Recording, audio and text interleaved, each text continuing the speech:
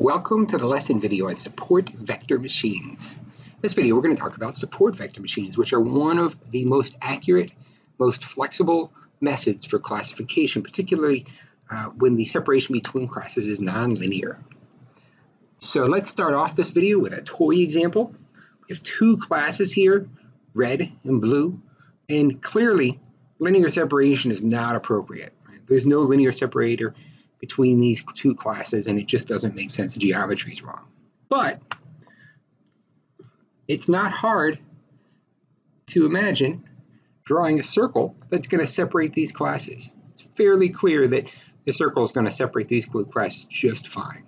In fact, this circle could be thought as in the similar way we talked about maximum margins.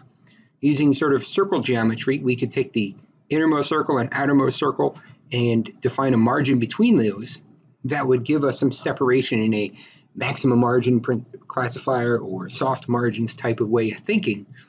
But it's in a circle geometry, it's using different functions than linear functions. And so we're looking for separation in the direction of this function, little f, and we would separate by if the f is bigger than k, you're in the blue class, and f is less than k, you're in the red class. And so this example is a good example that motivates how we think of support vector machines. We're going to do things like a support vector classifier with soft margins, but we're not going to use linear geometry. We're going to use some higher dimensional geometry, some geometry that comes from adding functions to the data, applying functions to the data that allow us to do our margins in some other, it turns out, in a higher dimensional space. And so we'll talk about how that works in a bit. So let's summarize what we're going to talk about, support vector machines. What we do with a support vector machine is we use a function to put the data in a higher dimensional space and then use support vector classifier in that higher dimensional space. So why would we do this?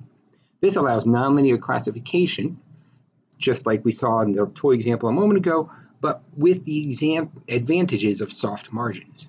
Right? And there's really nice math using kernels that handle this mapping into higher dimensions. So it's taken care of. It's not computationally expensive unless you have a lot of data points. It's something that works real well, fairly robustly if you pick the right kernel. And so that's an important if. You also have to have numerical data for the support vector classifier to work in its natural setting. Okay, so let's talk a little detail. So on the left-hand side, I have this toy data set that we looked at a moment ago. And now we're going to think about it in this terms of mapping this data to a higher dimensional space. So on the left-hand side, we have this data in the xy plane. On the right-hand side, we have x and y. We've added a dimension z. And so here's our dimension z. And we're working with z equals x squared plus y squared. So that takes the plane and it maps the plane into this parabola, this paraboloid shape here, and then it comes up in the front and the back, and so it's a bowl shape. And so what we have here are the parabolas along the x-axis and along the y-axis. It kind of help us imagine this bowl shape. Now if we take our data, each data point on the left-hand side has an x and a y coordinate, we add the z coordinate, that's approximately where our data is going to sit. It's going to sit on this two-dimensional bowl-shaped surface in 3 dimensions. Once we have this data like this in 3 dimensions, separating with a linear separation surface is possible. And so that somewhere around where I've shown this, above the red class and below the blue, maybe halfway in between, is a separating hyperplane. And in fact, we can estimate that using the soft margins in a support vector classifier way. And so here's the dotted lines that show approximately where the margins would be. All the red classes are on this surface below the lower dotted circle, and the blue class is above the blue dotted circle. And so we take our original data on the left-hand side, we map it to the right-hand side to 3 dimensions. We can separate with that separating hyperplane. Then we look at what's called the pre-image of that separating hyperplane, or where it crosses that bowl back in the original data space. And that tells us where our separating curve is in the original space.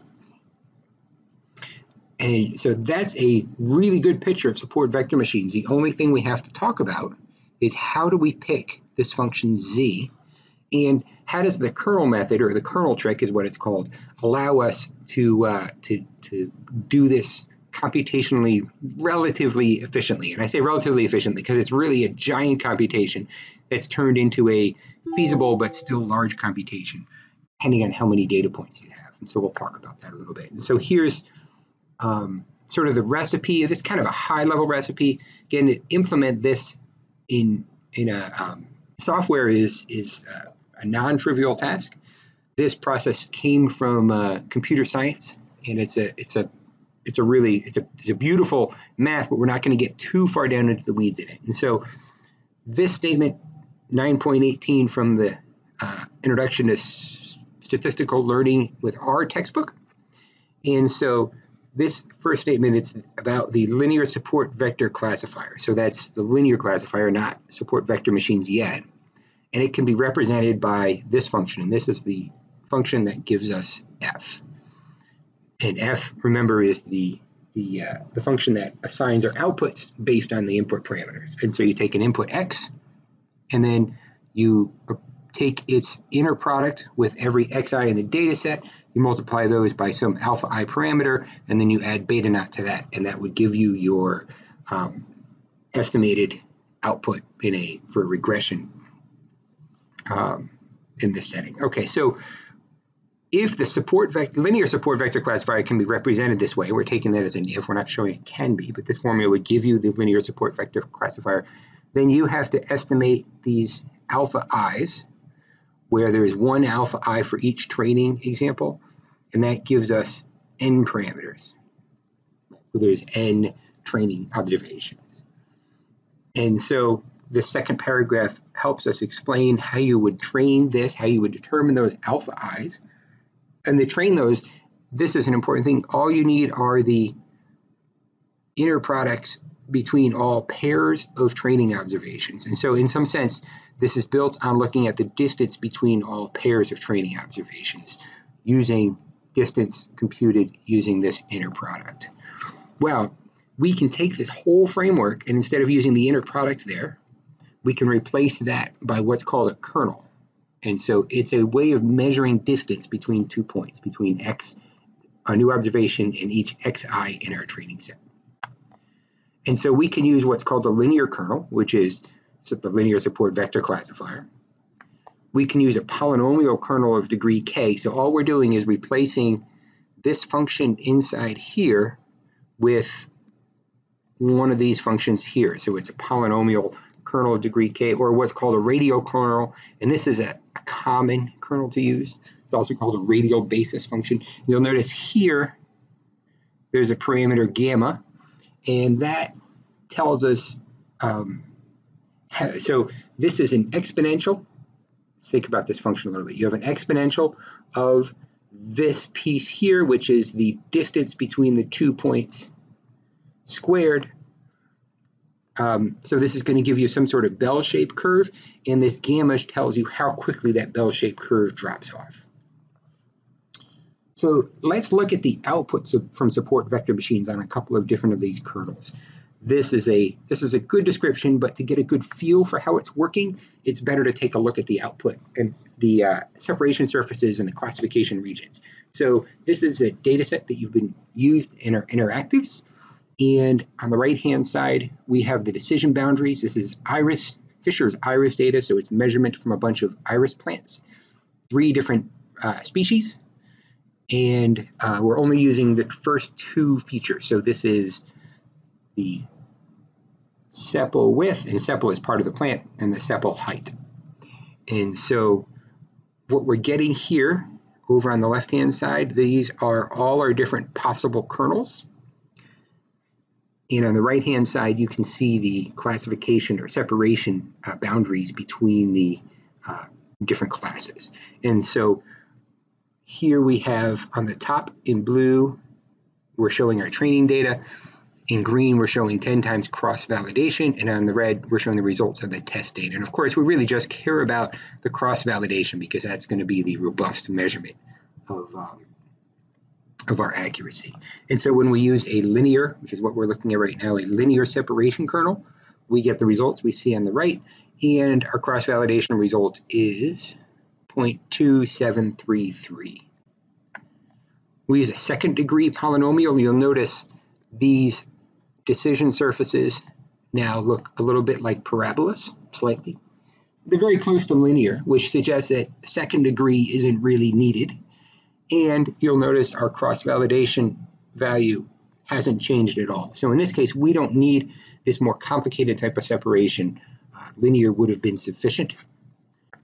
Third degree polynomial, you'll notice we have increased flexibility in our decision surfaces. Maybe they're third degree polynomial type curves, and a slight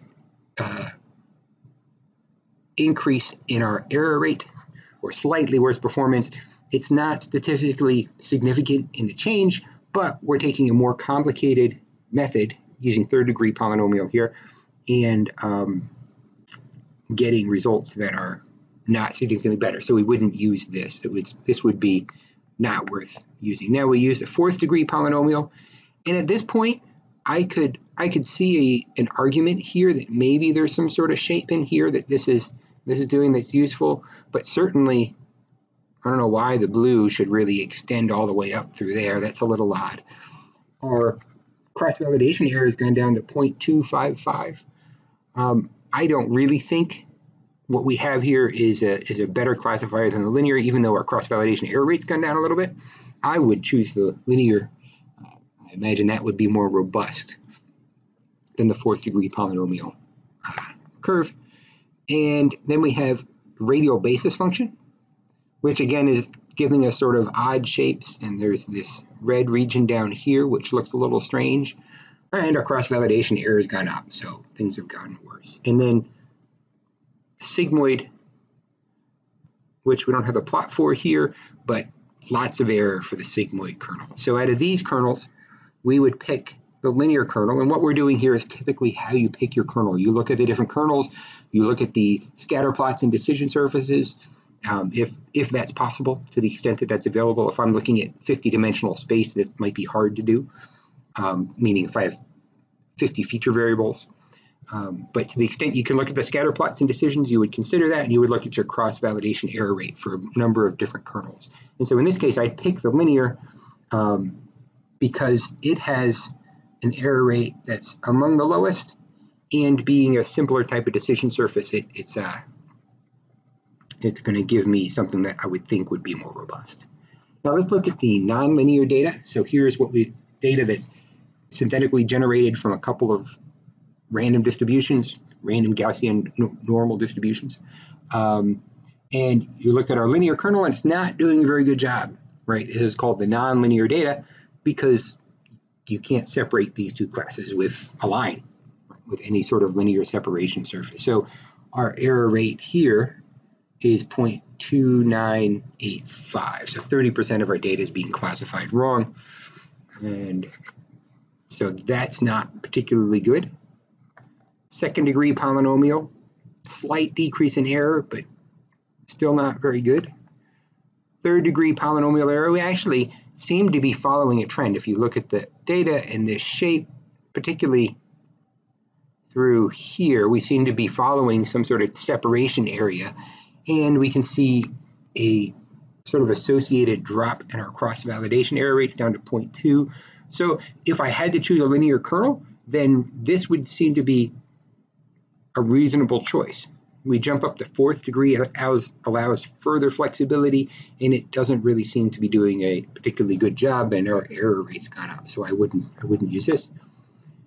The radial basis function seems to be doing a pretty darn bang-up job here. Our error rate is down to about 4%. So we went from about 30% down to about 4% by picking the right kernel in this case. And if you look at the separation curves on the right-hand side, those are really good separation curves. I don't think I could draw something by hand that would necessarily separate those two classes better. So in this case, the radial basis function seems to be doing a good job.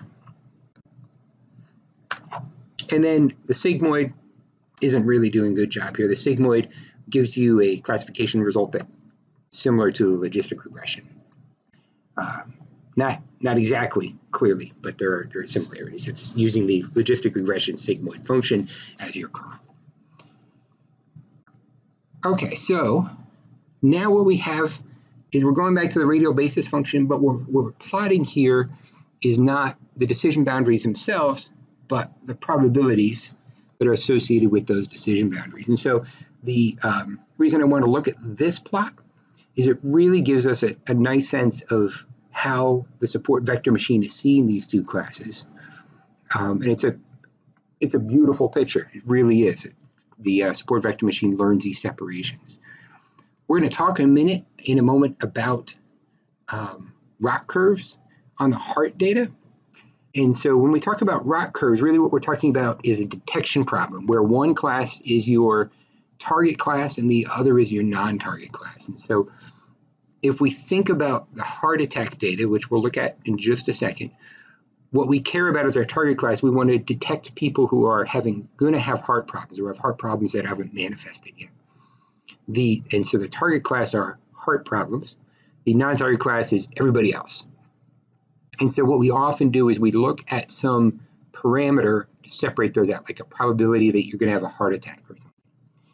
And so what we do is we look at different values of how our classification results are working based on different values for that threshold or for that probability. So for this picture we're looking at, if the blue were my target class, and I said, I want a probability 90%, give me threshold at 90% probability. So this would be only the things that I'm really certain are blue.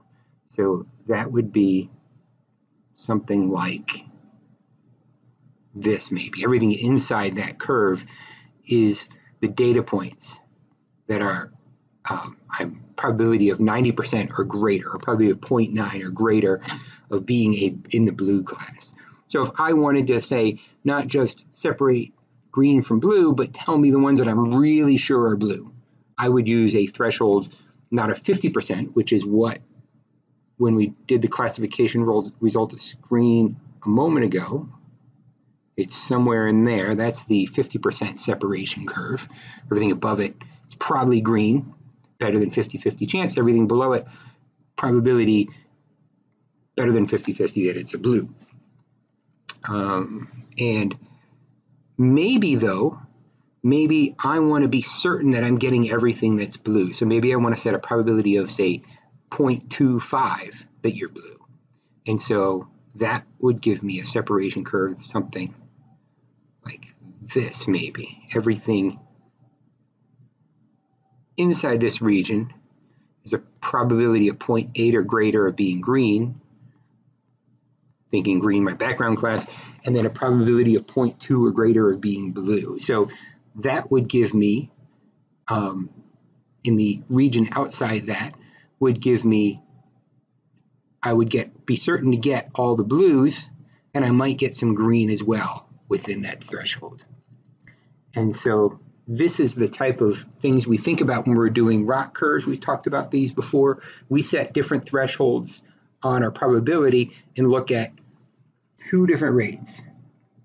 The true positive rate, which is the fraction of your target class observation scoring above the threshold, and a false positive rate, which is the fraction of the non-target class scoring above the threshold. Here we're looking at the heart data. And so true positive rate, so you're setting a threshold on your probability, and your probability is a probability of having a heart attack. Your true positive rate is the fraction of actual people who had a heart attack that would have scored above that probability. False positive are the people who would not have a heart attack that scored above that probability. And so you can compute true positive rate and false positive rate for any probability. Those two rates for a probability are the fraction of, if blue is our target class, the true positive rate would be the fraction of points